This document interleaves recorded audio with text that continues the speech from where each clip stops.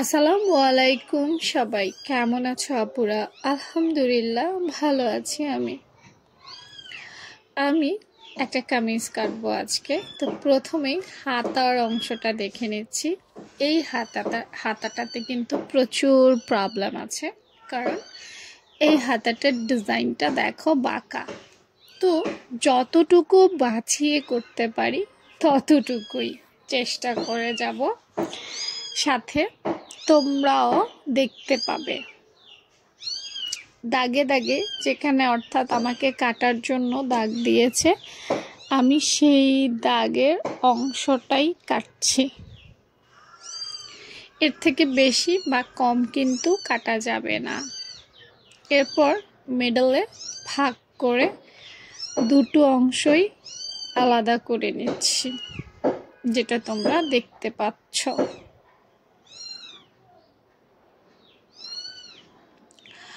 ভাঁজ করতে গিয়ে দেখলাম হাতার একটা কোণা খুবই বাঁকা। এই অংশটা নিতে পারবো না, ডিজাইনটা বোধহয় কাটাই যাবে। দেখছো, কোনোভাবে এটা রাখা সম্ভব না, টেনে টুনেও না।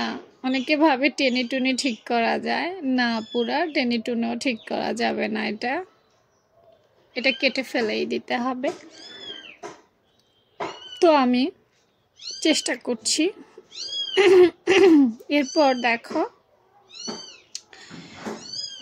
একটু ফিনিশিং করছি, সুন্দর হয় যাতে। কাপড়ের আড়া খাড়া দেখে নিচ্ছি। এরপর দেখো এখন এই যে এটা এই পাশটা করব। এখানেও সেম প্রবলেম, হালকা একটু কর্নারটা বাঁকা। এটাতেও মানে দুটোতেই দুটো কর্নার বাঁকা।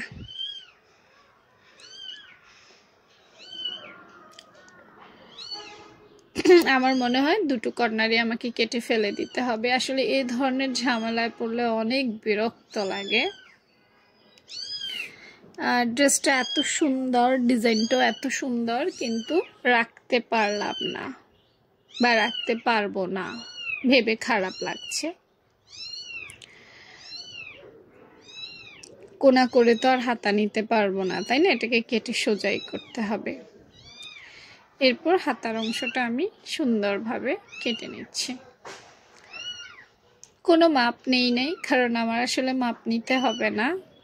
আমি যেভাবেই কাটি সেটা হয়ে যাবে, আইডিয়া আছে। তাই তোমরা আবার মাপ ছাড়া খাইছো না। যারা অভিজ্ঞ তাদের আসলে মাপটা আইডিয়া করা থাকে, সেজন্য। তো আমি আবার সেলাই করার সময় মেপে নিব, সমস্যা নাই। তো আমার হাতা কমপ্লিট।